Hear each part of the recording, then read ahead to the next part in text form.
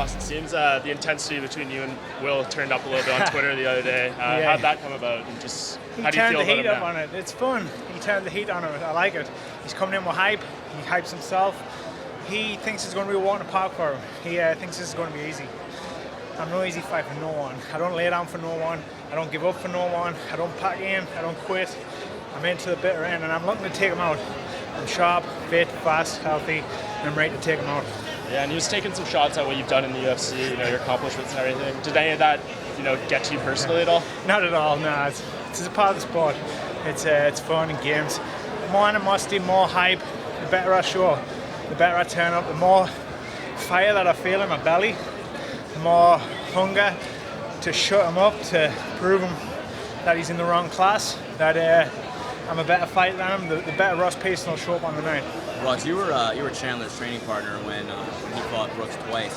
So are you pretty familiar with Brooks going into this fight already? Honestly, no. I've only ever seen them 2 fights. I trained with Mike for that fight, only being because of the striking that I had to help him out with. That was the only thing that I helped him with. But in that fight, like I said, I was not making excuses. Mike was injured. He shouldn't have took that fight, both of them. But he did. He paid the prices. He paid the consequences. It didn't work out for him. I think Mike's a great fighter. He's got great abilities. But on that occasion, he came up short. Ross, a lot of people praised him for stepping in on kind of short notice and taking this fight, but it seems risky for you as well, not having the name that you have. Why were you willing to take this fight? I'll fight anyone, anytime, anywhere. I'm ready for anyone. I've been seeing it for a long time. I'm sick of fighting guys that the media don't get excited about, the fans don't get excited about. I'm in this to make money. I'm in this for my family. I want to live the good life. I want to come on and put exciting fights on. Like I say, when you guys get excited, it gets me excited. When the fans get excited, I come in here, I train harder, I want it more, I fight harder, and only good things come from it. There's no negatives whatsoever. It's only positive in my mind right now. Last time we obviously spoke to you was after the Chad Laprise fight. Now, not saying that you weren't excited for that fight, but would you say this is the most you've been excited in quite some time for a matchup? Yeah, quite some time. Last year has been rough, up and down. Been through some health issues, but that's not an excuse. That's nothing. I still fought. I'm still fighting the UFC's best. I've won some, I've lost some. I've paid the price, you know what I mean? But I'll never quit, never stop. I keep telling everyone all the time that I'll fight anyone, anytime, anywhere. I'm ready to. My abilities, my skill, my heart, my want is always there. And like I say, I'm ready to go. My weight's down.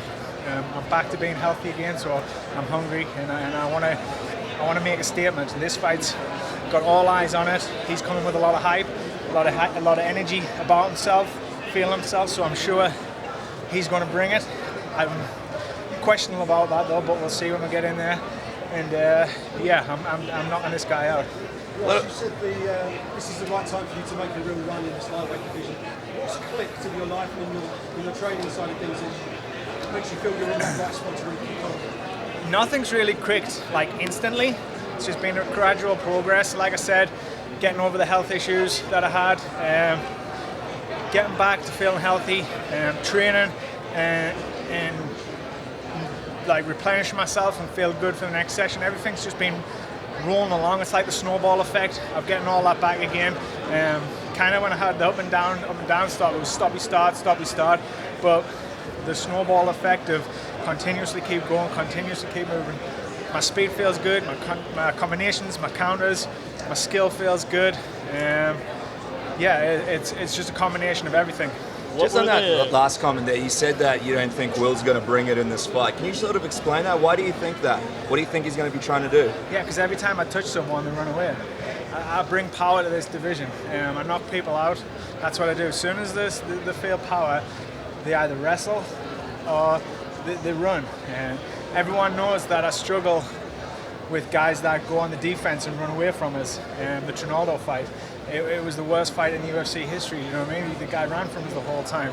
I struggle with guys going backwards. So once he feels my power, once he feels what I bring to the actual octagon, he's not going to want to mix it up. He's going to realize when he throws and I throw 5 back, he's got nothing to throw no more. All he's got to think about is getting hit. So he's going to run, you know. He's either going to run or he's going to wrestle, and we're prepared for both. I feel that I'm getting better in my abilities at cutting angles. Guys who run, I'm getting better at chasing these guys down, cutting them off. It's not like a boxing ring. It's not like cutting someone off in the corner of a rope ring. You know, it's an octagon, and there's no corners. It's hard to cut people off when they're going backwards. But I feel like I've got the techniques down, my game plan's down, and I'm ready to just execute now. You mentioned health issues you were dealing with a couple times. What exactly were the problems, and can you pinpoint a part where it was like the lowest point for you that you were dealing with that? Well, I've had some kidney problems in the past. So kidneys was one in my digestive system. Cutting to 145 messed us up. That was the root of all evil with my digestive system, my stomach, my kidneys. I had to take some time out and think about what I was doing, and I just knew every time I fought at 155, yes, the weight cut was easy, but I didn't feel like me still. There was something not right, and I really feel cutting too much weight, trying too hard to do that stupid weight cut it really messed us up long term. Hopefully we've got it figured out now, so after fighting life, it's not going to be an issue, but that was the start of my problems with my kidneys and my digestive system. So you probably like some of these new weights, kind of even though that are coming out. Tomorrow Thursday is a blessing for me. Like I said, I'm light, I'm healthy. I woke up this morning with 4 kilos, still eating, had breakfast, so I'm feeling sharp, I'm feeling healthy, and I'm feeling fit again, and the hunger's definitely there. You say it was like long-term issues. How did you remedy that? Was it more of a diet thing, or was it? Diet. I went in to see some doctors, some specialists, had some ultrasounds and stuff on my kidneys.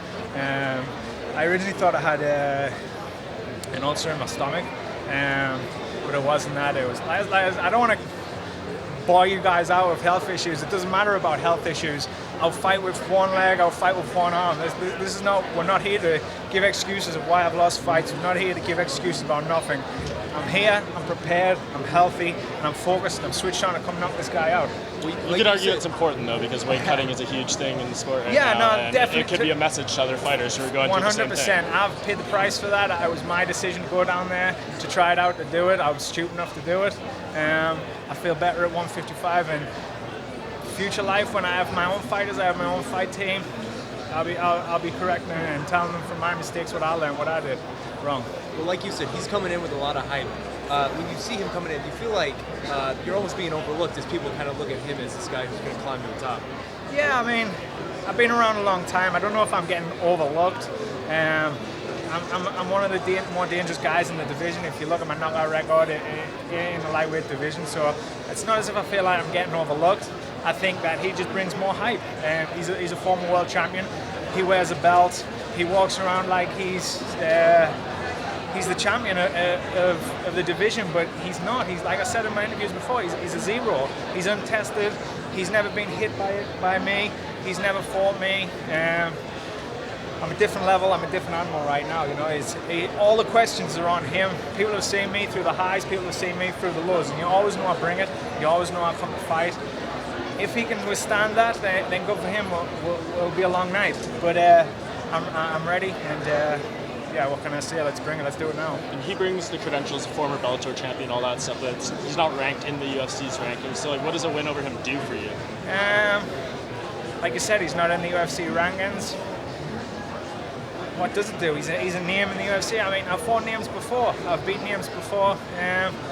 What I hope it does for us is gives me the big names fight. It gives me the fights what the media get excited about.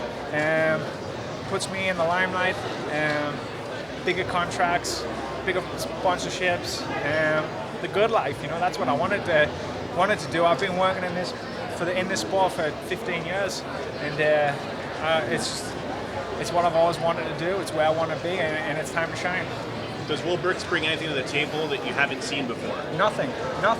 I fought better strikers, I fought better wrestlers, I fought better jiu-jitsu guys, I fought more explosive guys. Fighting in the UFC for 7 years is not like fighting in Bellator for 2 years. You know, like I said to him, I says, we'll see what happens when you fight a 7-year veteran in the UFC on a kid's first day at work. You know, we'll see how it turns out. Michael Bisping just won the middleweight title. Do you get inspiration from that process and seeing that he stayed around long enough to be in the right time in the right place? 100%. You know, I was buzzing for Mike. You know, all his hard work. He's been through the same. He's had the health issues. He's had the highs. He's had the lows. He's had the losses. He's had the wins. He's just quite getting there. He's not quite getting there, and he done it. You know, everything was happening. Put that aside. He done it. He was the first British guy to do it. Congrats to him, you know. He's an inspiration to me and millions of other British fighters out there. It sounds like you've been thinking a lot of long term. Do you have any names in mind beyond Will? Obviously not to look past, Will, but... Yeah, you know, I mean, I do want Diego to fight, but it doesn't look like he wants it. Names, Alvarez, Dos Santos, Diaz, Cerrone if he comes back down to 55, McGregor if he's at 55. Them's the names, you know, the names I'll put on the billboards where you see my face up there underneath the bright lights, you know, that's what I want. That's what I inspire to, that's what I see, that's what I visualize, and that's what I want to get. Do you know your position on this card? Are you guys the co-main event? Or? I don't think it's classed as the co-main event. We've got the finales. Yeah. So I think it's... You're just before the two TUF finales? And then the main event. Okay, so cool. I don't know if you want to class that the co-main event.